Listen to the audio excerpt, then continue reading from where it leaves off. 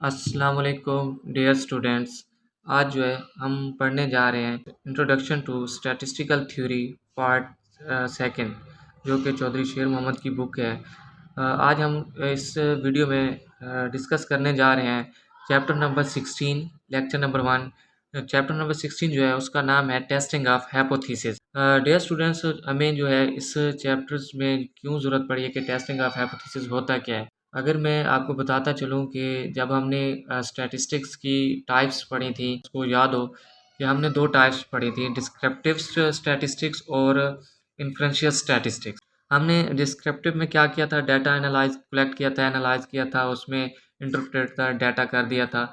अब जबकि हमने उसके नेक्स्ट जो पढ़ी थी इन्फ्रेंशियल स्टैटिस्टिक्स, उसमें हमने कहा था कि जो हमने ये डाटा लिया है, इस डाटा को हम टेस्टिंग हाइपोथेसिस की मदद से टेस्ट करते हैं कि आया जो हमने वो डाटा लिया है कि वो उस टेस्ट के इस्तेमाल करने से वो करेक्ट भी हुआ है, जो जिस मकसद के लिए हमने डाटा कलेक्ट किया था वो हमें बेनिफिशियल भी है या नहीं है। तो ये जो है एक्चुअली जो टेस्टिंग ऑफ हाइपोथेसिस है, ये इन्फ्रेंशियल स्टैटिस्टिक्स ही है। अब हम इसको फर्दर डिस्कस करते हैं कि टेस्टिंग ऑफ हाइपोथेसिस क्या है। इससे पहले मैं आपको स्टूडेंट्स बताता चलूँ कि जब हम लोग इसकी एक्सरसाइज करें या इसका जनरल प्रोसीजर करते हैं, मोस्टली जो है हम इस पे अप्लाई करते हैं टेस्ट वगैरह लगा कर, इसका एक प्रोसीजर है, जनरल प्रोसीजर है। बट हम उस प्रोसीजर को समझने से पहले जो है हमें इसकी थ्योरी को, यानी जो इसकी थ्योरी होगी, इसमें जो चीज़ें इस्तेमाल होंगी, उसको हमें थ्योरेटिकल पढ़ना बहुत ज़रूरी है। स्टूडेंट जितनी आप एफिशिएंसी से ये लेक्चर सुनेंगे, तो आपके लिए जो है नेक्स्ट जब हम क्वेश्चंस करेंगे या टेस्टिंग हाइपोथेसिस के प्रोसीजर को डिस्कस करेंगे, तो उसमें आपको डिफ़िकल्टी नहीं होगी। तो अब हम चलते हैं हम अपने टॉपिक पे, जो कि है testing of hypothesis. First of all आती है उसकी डेफिनेशन। टेस्टिंग ऑफ हाइपोथेसिस, इसकी डेफिनेशन में है the process which enable us to decide whether to accept or reject the statement on the basis of sample collected from population। आपको बताया कि हमने जैसे स्टैटिस्टिक्स में पढ़ते हैं कि हमने सैंपल कलेक्टेड किए पॉपुलेशन से, एक मीन्स जो हमने उस वक्त जो एक स्टेटमेंट क्रिएट की थी कि मैंने एग्जांपल आपको देता चलूँ। इसमें हमने एक एग्जांपल ली कि हमने एक क्लास के मार्क्स पूछने की कोशिश की कि इसमें जो है एवरेज मार्क्स कितने हैं। तो उसमें या एक जैसे बीएस स्टूडेंट है, उनकी हमने जीपीए मालूम करने के लिए एक रिसर्च की कि इसमें इस क्लास के अंदर जो एवरेज है वो कितनी है। तो मैं आपको बताता चलूँ कि मैंने एक एग्जांपल दिया, जैसे म्यू इज इक्वल टू 72% जो है वो जीपी है क्लास की। तो यही चीज़ जो स्टेटमेंट है, ये टेस्टिंग हाइपोथेसिस हमें यही बताता है इस स्टेटमेंट को हम कितना एक्सेप्ट और रिजेक्ट कर सकते हैं। ठीक है, तो ये है, इसमें हमें एनेबल होते हैं एक्सेप्ट और रिजेक्ट करने के लिए स्टेटमेंट जो हमने पीछे कलेक्ट की, डिस्क्रिप्टिव स्टैटिस्टिक्स हमने यूज़ की, उसमें डाटा कलेक्ट किया, एनालाइज किया, उस पे फाइनली रिजल्ट जो कंक्लूजन के, उस स्टेटमेंट को हम एक्सेप्ट या रिजेक्ट करने के लिए टेस्टिंग हाइपोथेसिस का इस्तेमाल करते हैं। तो स्टूडेंट्स, इसमें फर्दर मैं आपको बताऊं तो इसमें स्टैटिस्टिकल हाइपोथेसिस एक टर्म आती है कि क्योंकि हम ये स्टैटिस्टिक्स के तौर पर पढ़ रहे हैं, तो इसमें एक स्टैटिस्टिक्स हाइपोथेसिस टर्म यूज़ होती है। वो होती क्या है? अ statistical hypothesis is the statement in which describe the characteristics of one और मोर पॉपुलेशंस। जैसे मैंने आपको ऊपर बताया कि ये जो स्टेटमेंट होती है, इस स्टेटमेंट्स के कैरेक्टरिस्टिक्स को बयान करती है स्टैटिस्टिकल हाइपोथेसिस। मींस के वो एक्सेप्ट या रिजेक्ट, मींस के वो स्टेटमेंट ट्रू भी हो सकती है या ट्रू नहीं भी हो सकती। ये जो उसके कैरेक्टरिस्टिक्स हैं स्टेटमेंट के, उसको बयान करती है स्टैटिस्टिकल हाइपोथेसिस। ये इस स्टेटमेंट को डिस्क्राइब करने के लिए कि आया ये स्टेटमेंट जो थी वो एक्सेप्ट थी या रिजेक्ट थी, तो उसके लिए हमें 2 टर्म्स इस्तेमाल की जाती हैं, वो है नल हाइपोथेसिस और एक है अल्टरनेटिव हाइपोथेसिस। फर्स्ट हम इसकी स्टेटमेंट्स को पढ़ लेते हैं, उसके बाद मैं आपको समझाने की कोशिश करूँगा कि इसमें ये क्या कहते हैं।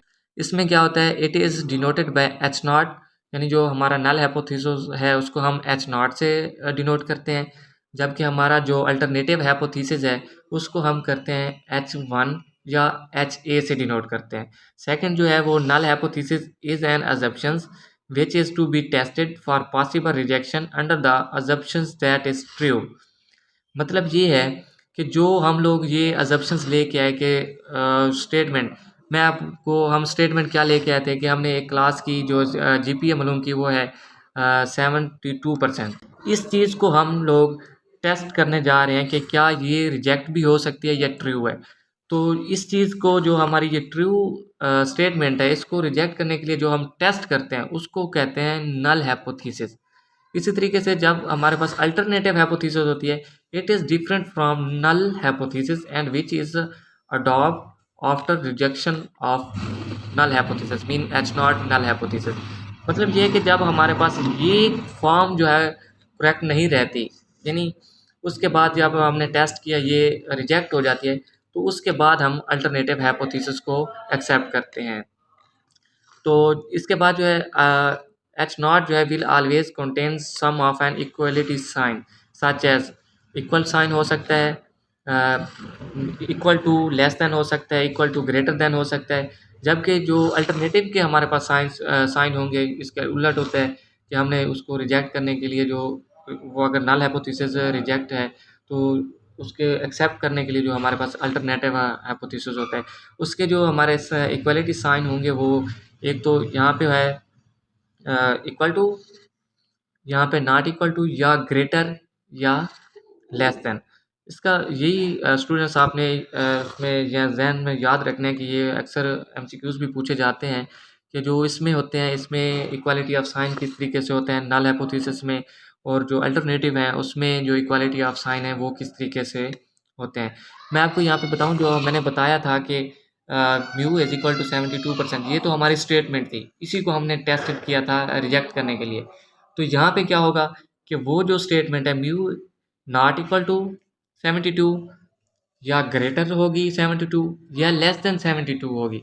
मीन्स यही है कि अगर हम लोग इसको रिजेक्ट कर रहे हैं तो अगर ये एक्सेप्ट अल्टरनेटिव हो रहा है तो ये जो स्टेटमेंट को हम स्टैटिस्टिकल टूल्स लगा के जब हम चेक करेंगे तो वो या तो इक्वल नहीं आ रही होगी या 72 से ग्रेटर आ रही होगी या लेस देन आ रही होगी। इस चीज़ को हम फर्दर जो है वो इस चीज़ को डिस्कस कर एक दो टर्म में इस्तेमाल किया गया है। इसमें जो ये हाइपोथेसिस होते हैं इनकी भी दो टाइप्स होती हैं, एक सिंपल हाइपोथेसिस होता है, एक कंपोजिट हाइपोथेसिस होता है। सिंपल हाइपोथेसिस क्या होता है, in which all parameters of distribution are specified. जबकि कंपोजिट हाइपोथेसिस वो होता है in which not all parameter of distribution are specified, यानी इसमें जो ऑल पैरामीटर्स होते हैं वो नॉट स्पेसिफाइड होते हैं, इसमें जो पैरामीटर्स दिए गए होते हैं वो स्पेसिफाइड होते हैं। मैं एग्जांपल आपको वही उसमें बार बार कोशिश करूंगा कि आपको वो समझ आ जाए कि वही म्यू इज इक्वल टू 72% थी जी। ये है हमारे पास सिंपल एग्जांपल कि हम सिंपल स्टेटमेंट है कि हम लोग कहते हैं कि यही चीज़ है एक्यूरेट, जबकि हम लोग कहते हैं कि जब हम उसकी इसको हम अल्टरनेटिव पे जाते हैं या रिजेक्ट होती है वो हमारे पास बन जाता है कंपोजिट हाइपोथेसिस। मतलब ये है कि H1 जो है वो या तो ग्रेटर देन 72 होगा और या तो इक्वल होगा, बट उसके साथ दूसरे वेरिएबल्स होंगे, सिग्मा नोन होता है वो अगर हमारे पास यहाँ 4 था तो यहाँ पे जो है वो लेस देन होगा या ग्रेटर देन होगा, यानी इसके रिवर्स जो चीज़ें होंगी वो हमारे पास कंपोजिट हाइपोथेसिस होते हैं। देन हमारे पास एक टर्म आती है कि जब हमने ये है टेस्टिंग हाइपोथेसिस, ये दो हाइपोथेसिस भी बना लिए नल और अल्टरनेटिव, उसमें देख भी लिया ये क्या होते हैं। तो उसके बाद हमें एक टर्म यूज होती है टेस्ट स्टैटिस्टिक्स। टेस्ट स्टैटिस्टिक्स क्या होती है, a sample statistic which provide the basis for testing null hypothesis is called test statistics। Students मैं आपको ये बताना चाहूँ कि ये एक किस्म का फार्मूला होता है, क्या करते हैं कि in which provide the base for testing null hypothesis, यानी एक फार्मूला होता है जिसमें हम इस नल हाइपोथेसिस को जो है वो टेस्ट करते हैं कि जिसमें हमने जो स्टेटमेंट ली थी क्या वो स्टेटमेंट करेक्ट है या इनकरेक्ट है, तो वो हमें डिसीजन करता है वो टेस्ट स्टैटिस्टिक्स। ये वो फार्मूला होता है जो हमें ये बताता है कि नल हाइपोथेसिस में जो स्टेटमेंट ली गई थी वो एक्यूरेट थी या इनएक्यूरेट थी। तो उसमें जो हम लोग डिस्ट्रीब्यूशन यूज़ करते हैं मोस्टली टेस्ट स्टैटिस्टिक्स में वो एफ टेस्ट होता है, टी टेस्ट होता है, जी टेस्ट होता है और काई स्क्वायर डिस्ट्रीब्यूशंस होते हैं। स्टूडेंट्स, इसमें जब हम लोग जनरल प्रोसीजर इसका करने जाएंगे टेस्टिंग हाइपोथेसिस का, नेक्स्ट वीडियो में हम वो करेंगे। और उसके बाद जब हम एक्सरसाइज के क्वेश्चंस करेंगे तो उसमें ये चीज़ें बहुत ही इम्पोर्टेंट की रोल अदा कर रही होती हैं। जब आपको ये चीज़ें क्लियर हो जाएंगी तो आपको प्रोसीजर या हम लोग क्वेश्चन करने जाएंगे तो उसमें आपको कोई भी डिफ़िकल्टी नहीं होगी। जब हम लोग टेस्ट स्टैटिस्टिक्स भी अप्लाई कर लेते हैं तो उसके बाद जो है वो हमारे पास डिसीजन होता है कि आया जो हमने टेस्ट स्टैटिस्टिक अप्लाई की है वो क्या जो हमारा नल हाइपोथेसिस है वो एक्सेप्टेंस रीजन में जाएगा या रिजेक्शन रीजन में जाएगा। ये हमारा होता है क्रिटिकल रीजन। क्रिटिकल रीजन जो होता है वो हमारा रिजेक्शन रीजन ही होता है। अगर जब हमने वो टेस्ट फार्मूला कंपेयर किया क्रिटिकल रीजन्स वैल्यू से, जो हम उसमें जी डिस्ट्रीब्यूशन टेबल से वैल्यूज़ देखते हैं, वो अगर जो है वो एक्सेप्टेंस रीजन में जो हमने म्यू कितना कहा था, म्यू इज इक्वल टू 72%, अगर वो क्रिटिकल रीजन्स के अंदर जो है वो वैल्यूज़ जो है वो एक्सेप्ट कर रही होंगी तो वो हमारा जो होगा एक्सेप्टेंस रीजन। इसका मतलब ये होगा कि हम लोग नल हाइपोथेसिस को जो है वो एक्सेप्ट कर रहे हैं। अगर हमारे पास वो रीजन्स जो है वो इन रीजन्स में आ जाता है यानी रिजेक्शंस में रीजन्स में आ जाता है तो फिर देन हमारा डिसीजन जो होगा वो अल्टरनेटिव हाइपोथेसिस को हम एक्सेप्ट कर रहे होंगे, जो हमारा जो नल हाइपोथेसिस है उसको रिजेक्ट कर रहे होंगे। मतलब ये है कि जो हमारी स्टेटमेंट थी वो जो है वो फॉल्स साबित होगी। इस वजह से जब हमारी जो वैल्यूज़ हैं जी डिस्ट्रीब्यूशन टी या काई स्क्वायर की जो अगर क्रिटिकल रीजन्स में लाई कर रही हूँ। इसमें एक और बात आती है वन टेल और टू टेल टेस्ट की।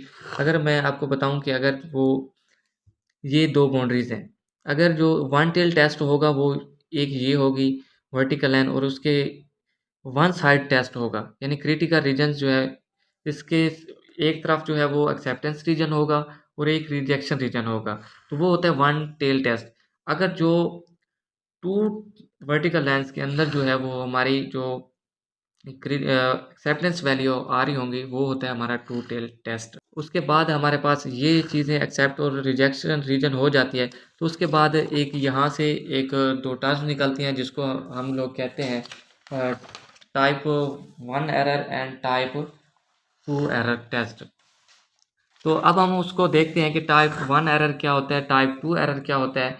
तो अगर स्टूडेंट मैं बताऊं कि टाइप 1 एरर जो होता है the probability of reject true null hypothesis is called type 1 error, यानी प्रोबेबिलिटी है किसकी, reject of true null hypothesis.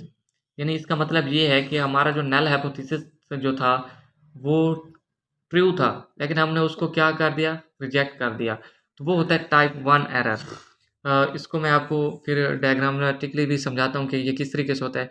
अब हम इसको देख लेते हैं टाइप 2 एरर क्या होता है। The probability of acceptance of wrong null hypothesis is called type 2 error. It is denoted by beta होता है, जो टाइप 1 होता है उसे डिनोटेड बाय अल्फा करते हैं। जो हमारे पास टाइप 1 एरर होता है वो जो होता है कि हम लोग जो हमारे पास ट्रू नल हाइपोथेसिस था उसको हमने रिजेक्ट कर दिया। जबकि टाइप 2 एरर होता है वो ये होता है कि वो नल हाइपोथेसिस रॉन्ग था यानी गलत था, हमने उसको एक्सेप्ट कर दिया। ये जो होता है वो एक डेंजरस किस्म का एरर होता है टाइप 2 एरर, क्योंकि हम लोग उसमें एक रॉन्ग चीज़ है उसको हम एक्सेप्ट कर रहे होते हैं। ये हमारे टेस्ट में जो एरर आता है बहुत बड़ा एरर आता है जिसकी वजह से हमारे पास टाइप 2 एरर का इफ़ेक्ट आता है। मैं यहाँ पे आपको बताऊँ कि हमारी जो टाइप 1 एरर है वो प्रोबेबिलिटी क्या थी कि रिजेक्ट ट्रू नल हाइपोथेसिस। मतलब ये था कि हमारी वैल्यूज़ जो है वो एक्सेप्टेंस रीजन्स में ही लाई कर रही थी लेकिन हमने क्या किया, उसको रिजेक्शन रीजन में ही उसका डिसीजन ले लिया। ये हो गया टाइप 1 एरर। टाइप 2 एरर क्या होता है कि हमारी जो वैल्यूज़ थी वो रिजेक्शन रीजन में अप्लाई कर रही थी कि हमने उनको रिजेक्ट करना था लेकिन हमने उसको क्या किया कि एक्सेप्टेंस रीजन से ही वो कर दिया कि ये क्या है, गलत नहीं है, ये सही है। तो इस किस्म के जो एरर पैदा होते हैं उसे टाइप 2 एरर्स कहते हैं। इसमें फर्दर जो है वो एक दो टर्म्स और इस्तेमाल होती हैं, लेवल ऑफ सिग्निफिकेंस और लेवल ऑफ कॉन्फिडेंस। ये भी जब हम उसमें टेस्टिंग प्रोसीजर हाइपोथेसिस टेस्टिंग करेंगे या उसमें क्वेश्चंस करेंगे, उसमें ये चीज़ें हमें बहुत ही ज़रूरत पड़ेगी कि ये क्या चीज़ें होती हैं। तो फर्स्ट ऑफ ऑल होता है level of significance, the probability of rejection null hypothesis when it is assume true. इसका मतलब यही है कि जो हमारा हमने अज्यूम किया था कि जो हमारा नल हाइपोथेसिस है वो ट्रू है, लेकिन हम उसमें कुछ प्रोबेबिलिटी के चांस रखते हैं कि नहीं इतने परसेंट जो है वो हमारा रिजेक्ट भी हो सकता है नल हाइपोथेसिस। इसको डिनोटेड बाय अल्फा करते हैं। और जो लेवल ऑफ कॉन्फिडेंस है, it is the probability of acceptance of null hypothesis when is actually true. इसका मतलब ये है कि हम लोग नल हाइपोथेसिस को एक्सेप्ट कर रहे होते हैं जबकि वो एक्चुअली क्या होता है, ट्रू होता है। It is denoted by alpha. Students ये अगर हाँ मोस्टली जो है ये शॉर्ट क्वेश्चन में पूछे जाते हैं और एमसीक्यूज में भी पूछे जाते हैं। इसको आपने अच्छी तरीके से याद करना है कि जो ये होता है ये probability of rejection null hypothesis होता है when it is assumed true. और इसमें या इसमें पूछा जा सकता है कि इसको डिनोटेड किससे किया जाता है, इस लेवल ऑफ कॉन्फिडेंस को किससे डिनोट किया जाता है, तो इसमें क्या डिफरेंस होता है। तो ये मोस्टली जो है शॉर्ट क्वेश्चन में भी पूछा जाता है और जो है इसमें एमसीक्यूज में भी पूछा जाता है। आई होप स्टूडेंट्स, मैं उम्मीद करता हूँ कि आपको हमारी वीडियो अच्छी लगी होगी और इसी तरीके से हमारे चैनल को सब्सक्राइब भी कर दें और हमारी वीडियो को लाइक भी कर दें। इसी तरीके से बेल आइकन का बटन भी प्रेस कर दें ताकि हर आने वाली वीडियोस जो है वो आप तक ईजिली पहुँच सके। Thank you. अल्लाह हाफ़िज़।